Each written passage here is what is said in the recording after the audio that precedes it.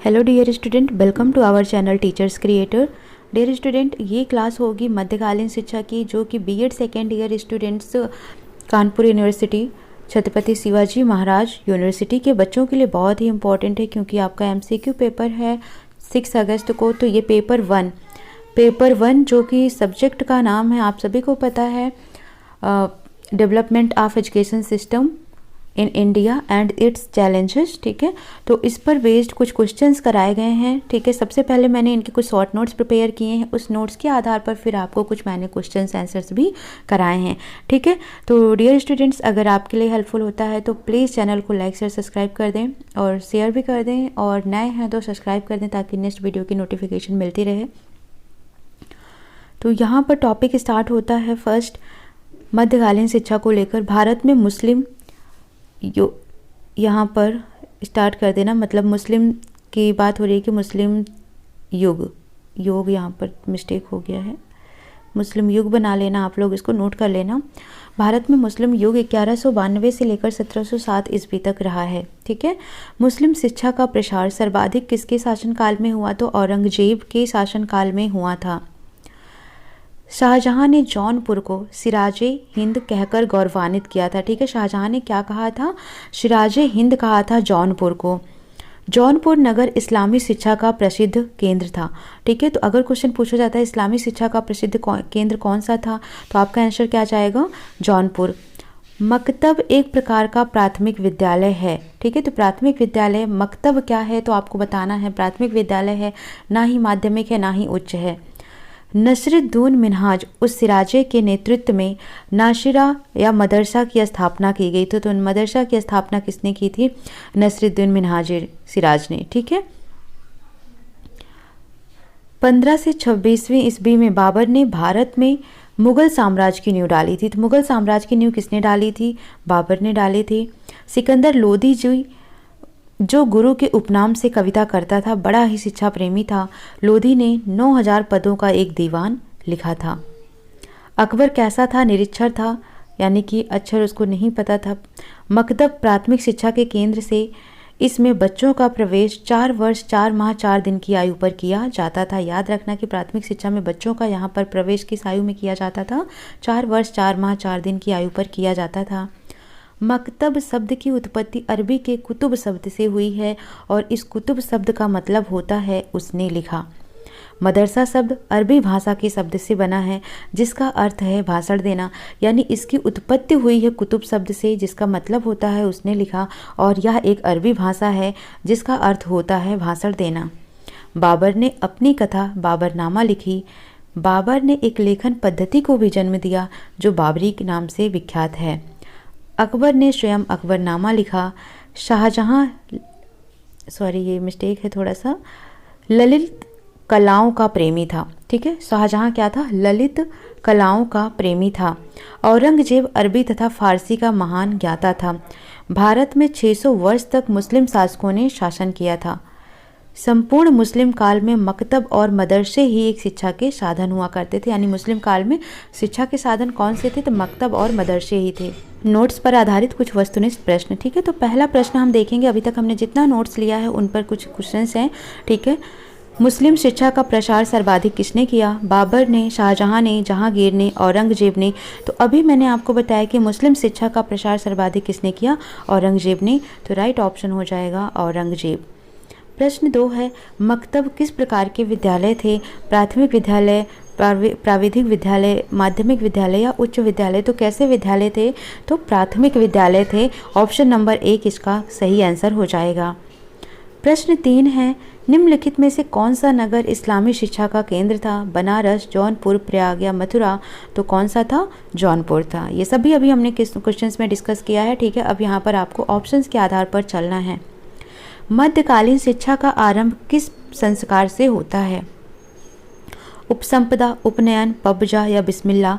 तो जब भी मध्यकालीन शिक्षा की बात करते हैं तो किससे होगा? बिस्मिल्लाह संस्कार से होगा, क्योंकि जो पबजा संस्कार है ये बौद्ध धर्म से रिलेटेड होता है, और जो उपनयन संस्कार होता है ये हमारा वैदिक कालीन से होता है। ठीक है, तो बिस्मिल्लाह इसका राइट आंसर हो जाएगा।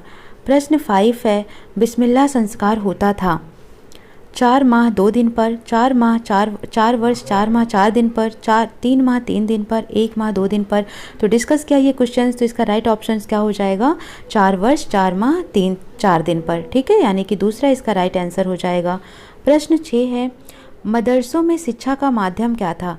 अरबी, उर्दू, फारसी या संस्कृति? तो क्या था इसका राइट आंसर? अरबी। ठीक है, मदरसों में शिक्षा का माध्यम क्या हुआ करता था? अरबी हुआ करता था। मुस्लिम कालीन शिक्षा का उद्देश्य था इस्लाम धर्म का प्रचार करना, भौतिक ऐश्वर्य की प्राप्ति करना, ज्ञान की प्राप्ति करना या उपयुक्त सभी। तो इसका राइट ऑप्शन क्या हो जाएगा? उपयुक्त सभी। मुस्लिम कालीन शिक्षा किस धर्म से प्रभावित थी? पारसी धर्म से, यहूदी धर्म से, इस्लाम धर्म से या हिंदू धर्म से? तो इसका राइट ऑप्शन आपका हो जाएगा यहाँ पर इस्लाम धर्म से, यानी जो मुस्लिम कालीन शिक्षा थी ये इस्लाम धर्म से सबसे ज़्यादा प्रभावित थे। प्रश्न 9 है, मदरसा का संबंध किस शिक्षा से था? प्राथमिक शिक्षा, उच्च शिक्षा, धार्मिक शिक्षा या माध्यमिक शिक्षा? तो मदरसा का संबंध था उच्च शिक्षा से। यहाँ ठीक है, मदरसा है, ठीक है, याद रखना, तो उच्च शिक्षा से इसका संबंध होगा। तर्क एवं दर्शन शास्त्र में प्राबुद्ध छात्रों को उपाधि दी जाती थी, आमिल, काबिल, फाजिल या स्नातक? तो तर्क एवं दर्शन शास्त्र में जो प्रबुद्ध छात्र होते थे उनको जो उपाधि दी जाती थी वो थी फाजिल। ठीक है।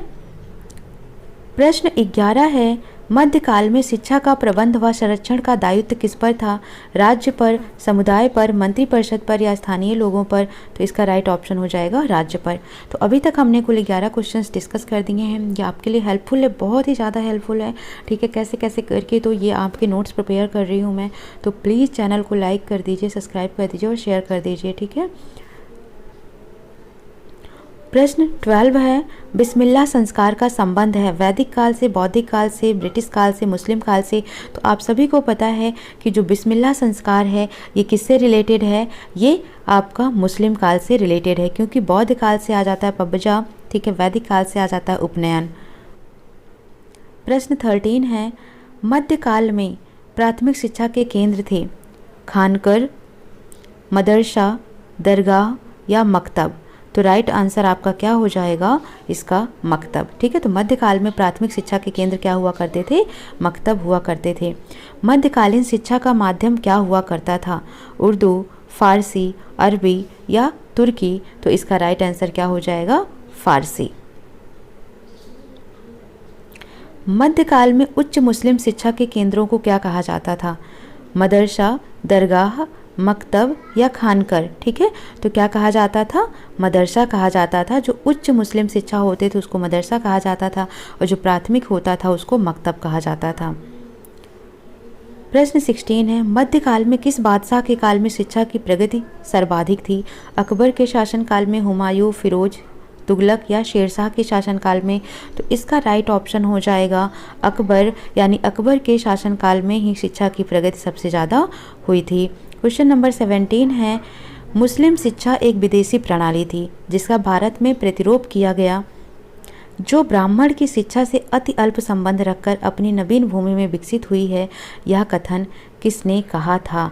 ठीक है, डॉक्टर के.ई. ने, डॉक्टर यूसुफ हुसैन ने, डॉक्टर जाकिर हुसैन ने या डॉक्टर अलतेकर ने? तो इसको किसने कहा था? डॉक्टर के.ई. ने कहा है। ठीक है। क्वेश्चन नंबर नेक्स्ट है आपका 18 नंबर, मध्यकाल में अरबी व फारसी साहित्य में निष्णात छात्र को कहा जाता था आमिल, फाजिल, स्नातक या काबिल? तो क्या कहा जाता था इनको? राइट ऑप्शन हो जाएगा काबिल, यानी 4th is the right answer. प्रश्न 19 है, निम्नलिखित में से मध्यकाल में कौन सा शिक्षा का केंद्र है? मालवा, आगरा, जौनपुर या तक्षशिला? तो राइट ऑप्शन हो जाएगा तक्षशिला। इस्लाम धर्म की स्थापना किसने की थी? हजरत मोहम्मद साहब, मोहम्मद गौरी, महमूद गजनवी या नानक ने? तो इस्लाम धर्म की जो स्थापना थी इसको किया था हजरत मोहम्मद साहब ने। ठीक है। मध्यकालीन शिक्षा के समय महिला इतिहासकार थीं रजिया बेगम, गुलबदन बेगम, नूरजहां या अब्बासी? तो राइट ऑप्शन क्या हो जाएगा आपका? गुलबदन बेगम इसका राइट ऑप्शन हो जाएगा। मुगल काल मध्यकाल का क्या कहलाता है? यानी रजत युग कहलाता है, स्वर्ण युग कहलाता है, कांस्य युग कहलाता है या ताम्र युग कहलाता है? तो राइट ऑप्शन हो जाएगा ऑप्शन नंबर 2 स्वर्ण युग, यानी जो मुगल काल है यह मध्यकाल का स्वर्ण युग कहलाता है। तो इस तरीके से आपके इतने क्वेश्चंस कंप्लीट हो गए। ठीक है, कुछ नोट्स मध्यकालीन शिक्षा पर और कुछ इसके पेटने और क्वेश्चन आंसर्स भी हो गए।